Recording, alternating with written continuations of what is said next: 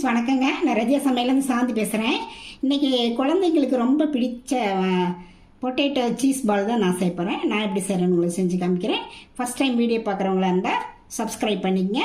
பக்கத்தில் இருக்க பெல் பட்டனை கிளிக் பண்ணிங்கன்னா நான் போடுற வீடியோவில் உங்களுக்கு உடனுக்குடன் வந்து சேரும். வாங்க வீடியோக்குள்ளே போகலாம். நான் வந்து இந்த மாதிரி உருளைக்கிழங்கு நல்லா வேவிச்சு நல்லா வச்சுருக்கேங்க. இதை வந்து ஒரு ஸ்மேஷர் கொண்டு அப்படியே நல்லா மசிச்சுக்கலாங்க. பாருங்கள், நல்லா மசிச்சிட்டேன். இதுக்கு வந்து நம்ம வந்து அளவாக உப்பு போட்டுக்கலாம். அப்புறம் பெரிய வெங்காயம் நல்லா பொடிசாக கட் பண்ணி வச்சுருக்கேன், அதை இதோட ஆட் பண்ணிக்கலாம். ஒரே ஒரு பச்சை மிளகாய் அதையும் பொடிசாக கட் பண்ணியிருக்கேன், இது கூட ஆட் பண்ணிக்கலாம். மல்லி இலை அதையும் இதோட நறுக்கி வச்சுருக்கேன், ஆட் பண்ணிக்கலாம். அப்புறம் சில்லி ஃப்ளேக்ஸுங்க, சில்லி ஃப்ளேக்ஸ் அது கொஞ்சம் ஒரு ஸ்பூனு. அப்புறம் ஒரியானா அது ஒரு ஸ்பூனு. மிளகுத்தூள் அது ஒரு ஸ்பூனுங்க. அப்புறம் சாட் மசாலா ஒரு 1/4 டீஸ்பூனு. இதுக்கு வந்து ஒரு கார்ன்ஃப்ளவர் மாவு வந்து ஒரு டேபிள் ஸ்பூன் எடுத்துருக்கேன்.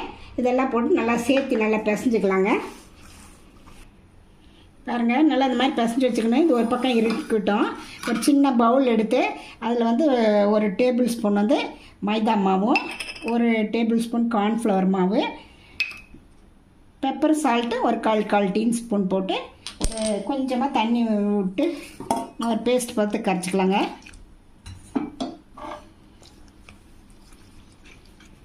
பாருங்கள், இந்த அளவுக்கு கரைச்சி வச்சுக்கலாம்.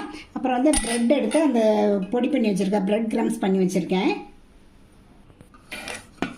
ஒரு பவுலில் கொஞ்சம் அந்த மாதிரி தண்ணி வச்சுக்கலாங்க. அதில் தொட்டுவிட்டு நம்ம சின்ன சின்னதாக அந்த மாதிரி பால்ஸாக பண்ணிக்கலாம். உருண்டை ப்ரெட் பிடிச்சி வச்சுக்கலாம்.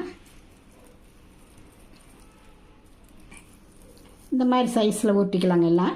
எல்லாத்தையும் உருட்டி வச்சுக்கலாம். பாருங்கள், இந்த மாதிரி பால்ஸை நம்ம உருட்டிக்கலாம்.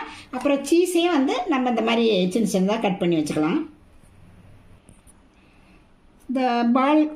இந்த பால்ஸ்குள்ளே நம்ம வந்து ஒரு சீஸ் வச்சுக்கலாங்க. சீஸ் வச்சு கொழுக்கட்டை மாதிரி இந்த மாதிரி நம்ம சுற்றிக்கலாம்.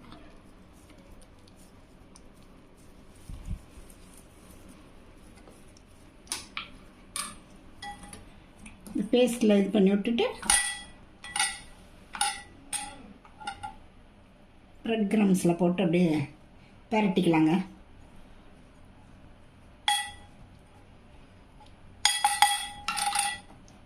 இந்த மாதிரி பரட்டி எல்லாத்தையும் ரெடி பண்ணி வச்சுக்கலாம். இந்த மாதிரி பாருங்கள், ப்ரெட் க்ரம்ஸ் போட்டு இந்த மாதிரி ஊட்டி வச்சுருக்கேன். எண்ணெய் வந்து நான் காய வச்சுருக்கேன். நம்ம வந்து ஒன்றா அப்படியே போட்டுக்கலாங்க.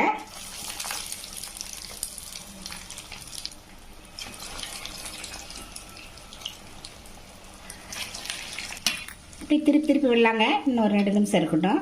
கோல்டன் ப்ரௌன் கலர் வரப்போ நம்ம எடுத்துக்கலாம்.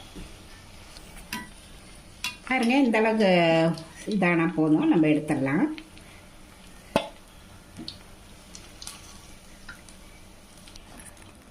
அதே மாதிரி எல்லாத்தையும் பொரிச்சு எடுத்துடலாங்க. மீதி இருக்கிறதையும் எல்லாம் போட்டுக்கலாங்க.